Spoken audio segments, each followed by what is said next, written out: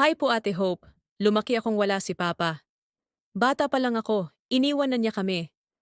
Ang mama ko ang nagsilbing nanay at tatay ko. Siya ang bumuhay sa akin, nagpakahirap, at nagtiis para lang maibigay ang pangangailangan ko. Kahit pagod siya mula sa trabaho, sisiguraduhin niyang may mainit akong pagkain sa mesa.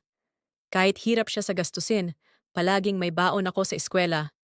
Nung bata ako, ang alam ko lang, mahal ako ni mama. Pero nung tumanda ako, napansin kong palaging pagod si mama, pero hindi siya nagrereklamo. Napansin kong minsan, hindi siya kumakain para lang makasigurong may pagkain ako. Napansin kong kahit gusto niyang bumili ng bagong sapatos, inuuna niya ang tuition ko.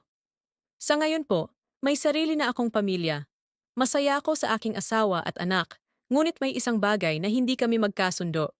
Ayaw ng asawa ko na patirahin si mama sa amin dahil okay naman ito sa bahay namin dati.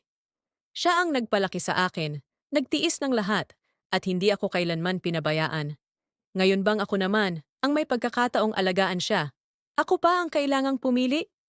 Ayokong maranasan niya ang pakiramdam ng pagiging mag-isa, lalo na ngayon na kaya ko na siyang ipaglaban. Ate Hope, paano ko ipapaintindi sa asawa ko na si Mama ay bahagi ng buhay ko at hindi ko siya kayang pabayaan?